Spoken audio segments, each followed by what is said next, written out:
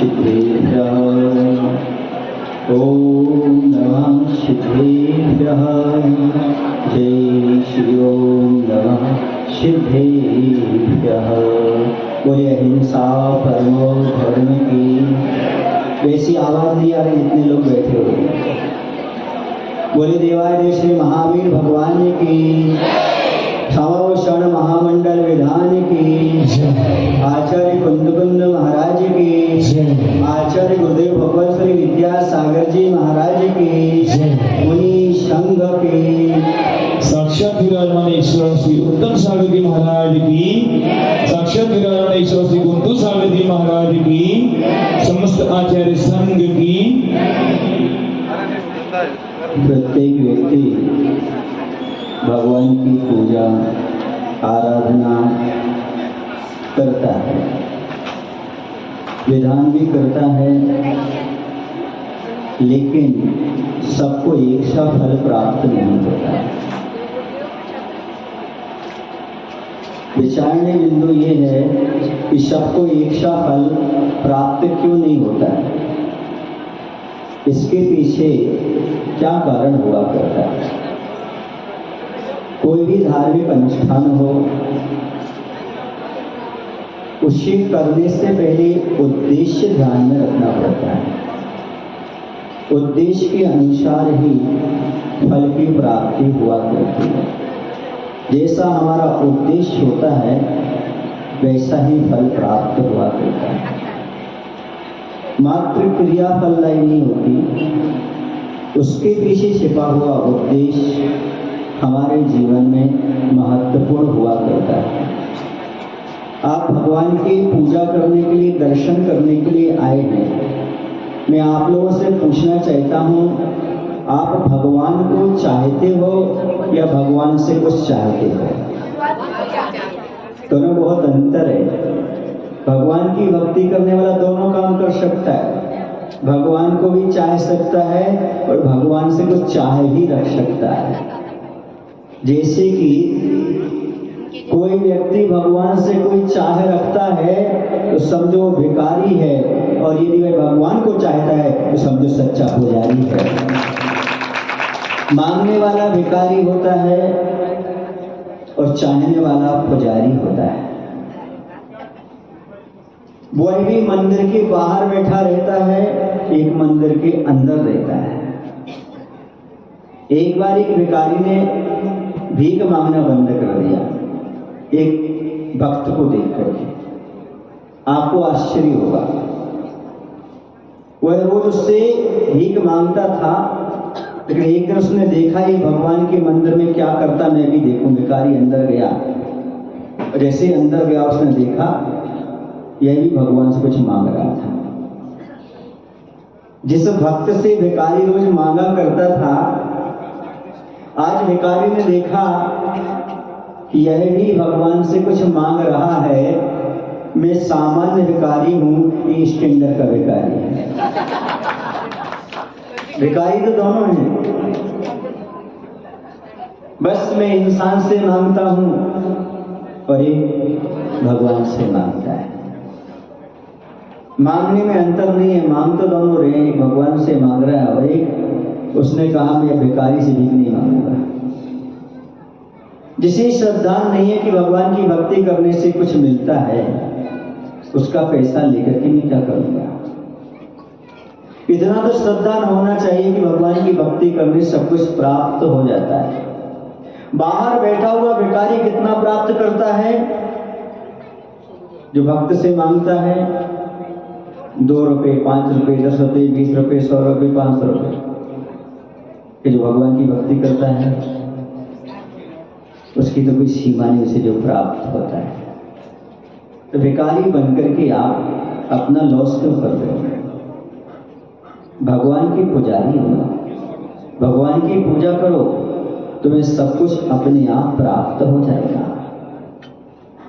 क्रियापद भक्ति जब पढ़ते तो उसमें एक शब्द मिलता है, विज्ञापिते गोपते।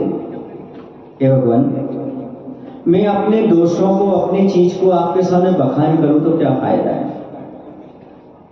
यदि मैं आपको अपने दोष बताता हूं तो आपको जानकारी है, आप दोष को जानते हैं। बताने से कोई फायदा नहीं, और यदि मैं अपने दोष छिपाता हूं तो भी कोई फायदा नहीं। इससे अच्छा है कि मैं आपको अपने दोष बता ही देता हूं।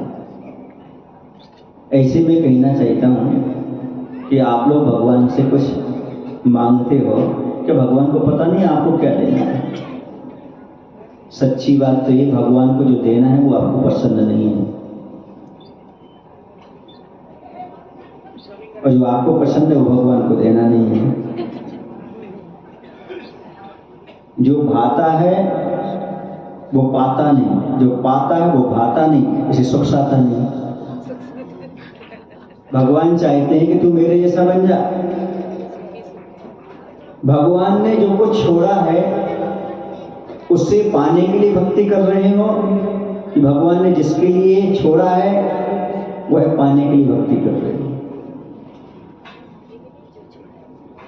भगवान ने जो छोड़ा है उसे पाने के लिए, उसे पाने के लिए, कि जिसके लिए छोड़ा है वो पाने के लिए। हाँ, अब ऐसे ही लाइन है। कैसे समझ में आएगा? इतने से नहीं समझ में आ रहा तो अभी तक कल्याण नहीं हो गया। जो भगवान ने छोड़ा है उसके लिए आप भगवान की भक्ति कर रहे हो, कि जिसके लिए छोड़ा है उसके लिए भगवान की भक्ति कर रहे हो। भगवान ने राजपाट छोड़ा, धन दौलत छोड़ी, राग द्वेष छोड़ा, सब परिवार छोड़ा, महल छोड़ा, भोग छोड़े, इनके लिए भक्ति कर रहे हो तो समझो भी हम भिखारी हैं। और जिसके लिए भगवान ने राजपाट सब कुछ छोड़ा वह मोक्ष सुख है, उसके लिए आपने सब कुछ आराधना कर रहे हो तो समझो आप सच्चे भक्त हो, सब में देते हो। कुछ लोगों का कहना है भगवान तो कुछ देते नहीं, इसलिए हम देवी देवताओं की पूजा करने चले जाते हैं। रूढ़ी है जो देश और देवता। एक बार किसी ने आचार्य से कहा, आचार्य जी वीतरागी भगवान तो कुछ देते नहीं है, इसलिए राग ऋषि देवी देवताओं के पास चले जाते हैं, उनकी पूजन करने लगते हैं। तो आचार्य ने कहा जो देश और देवता है, फिर वो देश और देव है, क्योंकि देवता का दो शक्ति होती है, एक साप, दूसरा अनुग्रह। साप अनुग्रह शक्ति होती है, अच्छा करने का भी होता है और बुरा करने का भी होता है। देवता आपका अच्छा भी कर सकते हैं और बुरा भी कर सकते हैं, पर याद रखना आपका पुण्य पाप का उदय होता है। आपके पुण्य को उदय में देवता अच्छा कर देंगे और आपके पाप के उदय में देवता बुरा भी कर देंगे। जैसे कि एग्जाम्पल मैं आपको दे रहा हूं, एक कोई नेता है, नेता के साथ 140 गार्ड है, पुलिस वाले उसके साथ चल रहे हैं, किस लिए? बॉडीगार्ड बनकर सुरक्षा करने के लिए। लेकिन कोई घोटाला में पकड़ा गया तो वही पुलिस वाले क्या करेंगे? उसको हथकड़ी डाल देंगे। बस देवताओं का यही काम रहता है। आप अच्छा करोगे तो आपका सहयोग करेंगे, और आप बुरा करोगे तो थोड़ा ईगो कम करो, ईगो ज्यादा है। तो जैसा आप गलत करोगे तो आपके साथ गलत भी कर देंगे। लेकिन याद रखो आपका पाप का उदय है तो ही कोई आपका गलत कर सकता है, और आपका पुण्य का उदय है तो कोई आपका सहयोग दे सकता है। इसलिए आप देवी देवता पर विश्वास मत करो, माँ वीतरागी भगवान पर विश्वास रखो, सब आपका अच्छा होता चला। आप कुछ करने की आवश्यकता नहीं है। रावण ने क्या किया था? रावण ने बाली मुनिराज को कैलाश पर्वत सहित पटकने का भाव किया। क्यों? क्योंकि उसको सामने मुनिराज दिखाई नहीं दे रहे थे, उसका विमान अटक गया रावण का। तो उसके मन में आया कि दुश्मन के कारण विमान अटकता है। वो ये भूल गया कि कोई विशेष तपस्वी हो तो भी आकाश में विमान अटक जाता है, कोई उपसर्ग हो या कोई दुखी हो, बालक आदि हो तो भी विमान अटक जाता है। ये भूल गया था। वह नीचे आया, उसने देखा ये तो ये बाली राजा था, इसने विमान अटकाया, ये मेरा दुश्मन है। महाराज बनने के बाद वह तलहटी में नीचे गया, साथ में उसकी मंदोदरी भी है। तलहटी में नीचे गया और वह पूरा का पूरा कैलाश पर्वत सहित पटकने वाला था। उसमें इतनी क्षमता थी। महाराज के मन में आया, देखो यह तो अज्ञानी है, इस पर जो मंदिर बने हुए हैं, इतने सारे इस पर्वत पर जीव हैं, वह सब का मरण हो जाएगा, ये सब घात को प्राप्त हो जाएंगे। उन्होंने कुछ नहीं किया। बाली मीरा ने मात्र अपने पैर का अंगूठा दबा दिया और नीचे वह दशानन जो था ना रोने लगा। रोदती थी रावणा, उसका नाम पहले दशानन था। लेकिन जैसे पैर का अंगूठा दबाया वह नीचे कैलाश पर दब गया, रोने लगा, उसका नाम रावण पड़ गया। फिर वो मंदोदरी ने हाथ जोड़े, बालिंद्र क्षमा करो क्षमा करो। महाराज ने तो क्षमा करना ही था, महाराज ने अपना अंगूठा ऊपर कर दिया, वह बाहर निकल आया। उसने इतनी भक्ति की, इतनी भक्ति की, पद्म पुराण ग्रंथ में लिखा है उसने अपने यहाँ की नस को निकाल करके भगवान की भक्ति की। इतनी भक्ति की, भक्ति करने से नागेंद्र आ गया उसकी भक्ति को सो करके। ध्यान रखो, जो रागी देवी ऋषि देवताओं की पूजा करते हैं उनसे कहने का तात्पर्य ये है कि उसने किसी देवी देवता की पूजा नहीं की थी, उसने किसकी की थी? भगवान की भक्ति। कौन प्रकट हुआ? देवी देवता प्रकट हुई। और आप लोग किसकी पूजा करने चले जाते हो? रागी देशी देवी देवताओं की पूजा करने चले जाते हो। अरे जो व्यक्ति भगवान की भक्ति करता है उससे देवता अपने आप खुश हो जाते हैं, उसकी व्यवस्था अपने आप करने लगते हैं। उसने आकर के कहा कि हे दशानन मांगो, मैं भगवान की भक्ति आपने की उससे मैं खुश हो गया हूं, कुछ मांग लो। तो उसने एक ही बात कही रावण ने, वो नीतिकार था, बहुत समझदार था। उसने कहा भगवान की भक्ति के तुल्य और दुर्लभ संसार में कोई चीज ही नहीं है, मुझे मात्र भगवान की भक्ति चाहिए और कुछ नहीं चाहिए। फिर वह अमोघ शस्त्र देकर के नागेंद्र उसके लिए गया था और उसने एक ही बात कही, है भगवान बाली मुनिराज से एक ही बात कही, है मुनिराज जिन्होंने अपने इंद्रिय और मन को जीत लिया है उसे रावण नहीं जीत पाया, दुनिया में कोई नहीं जीत सकता, दुनिया में कोई नहीं जीत सकता। ये गुरु की, प्रभु की भक्ति का परिणाम हुआ करता है। तो आप लोग भगवान की भक्ति तो कर रहे हो, भगवान को चाहते हो। कितने लोग भगवान को चाहते हैं? सभी चाहते हैं भगवान को, पक्का पक्का। अच्छा, हम देखते हैं अभी विधान के बाद कितने लोग पूजन करते हैं। रोज विधान में तो पूजन करने के लिए आ गए। रोज किसका नियम है रोज हम पूजन करेंगे, भगवान को एक दिन भी विस्मृत नहीं करेंगे? बहुत कम लोग होते हैं जो रोज की संकल्प करके करते हैं। मेरा कहने का तात्पर्य इतना सा है, आप समझ रहे होंगे, भगवान के दरवाजे में आना। सुनो, दो पंक्तियां हमेशा याद रखना। कभी किसी के दोष दिखाना हो तो दुश्मन बन के नहीं, मित्र बन करके दिखाना। कभी किसी के दोष दिखाना हो तो दुश्मन बन के नहीं, मित्र बन करके दिखाना। और यदि भगवान के दरवाजे में जाना तो भिखारी नहीं, भक्त बन करके जाना। भिखारी नहीं, भक्त बन करके। आपको कुछ मिलेगा, आपके जीवन में आनंद का अनुभव होगा। आप हर चीज को दुश्मनी से ले जाते हो, हर चीज को आप गलत वे में ले जाते हो, वो ठीक नहीं है।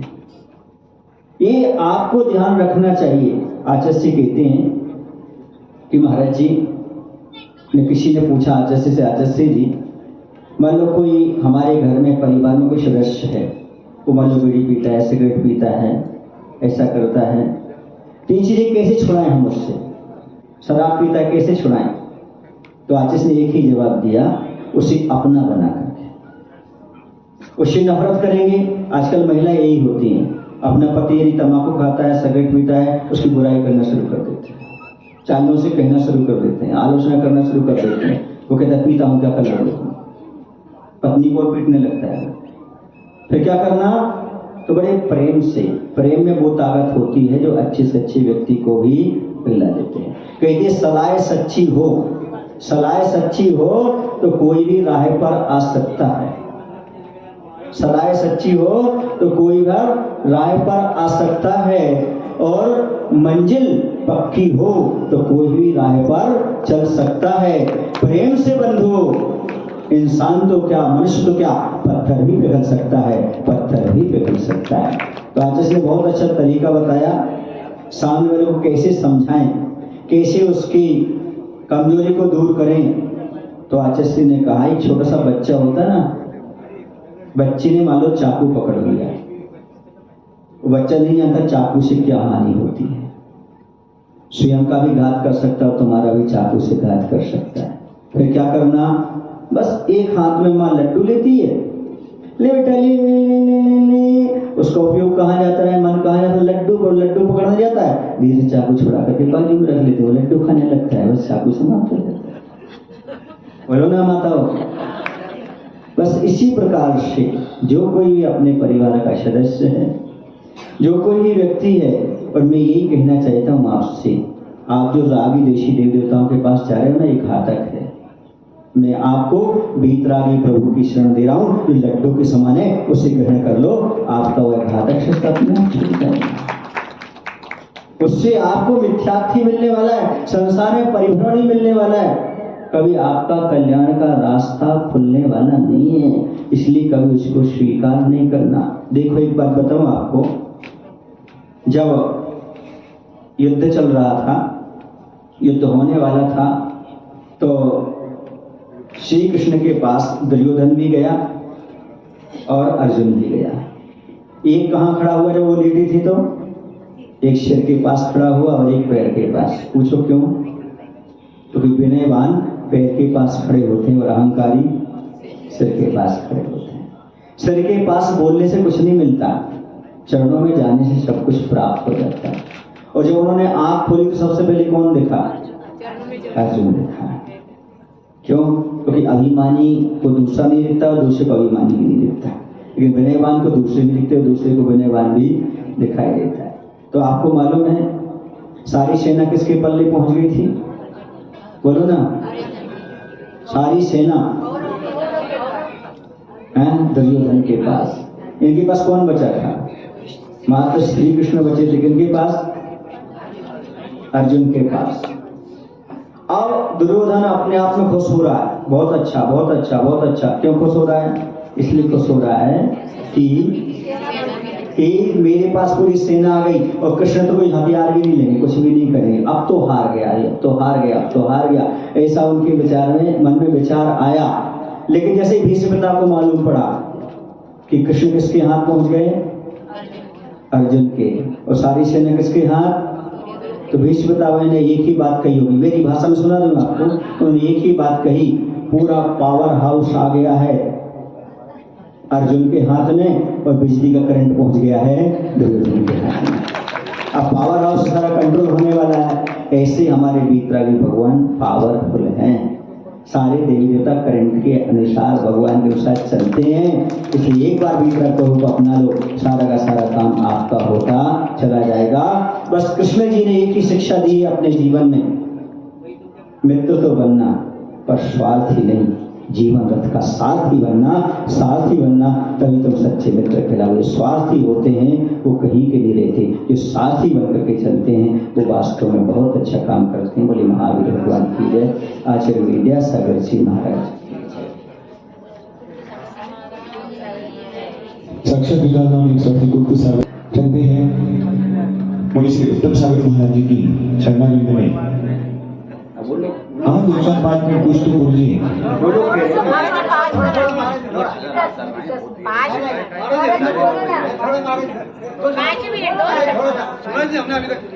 थोड़ा हिंदी में हो गया, थोड़ा मराठी में बोल गया। महाराष्ट्र की भूमि पर आचार्य भगवान की अनुकंपा बरस रही है मुझे। उत्तम सागर मुनि महाराज की जय।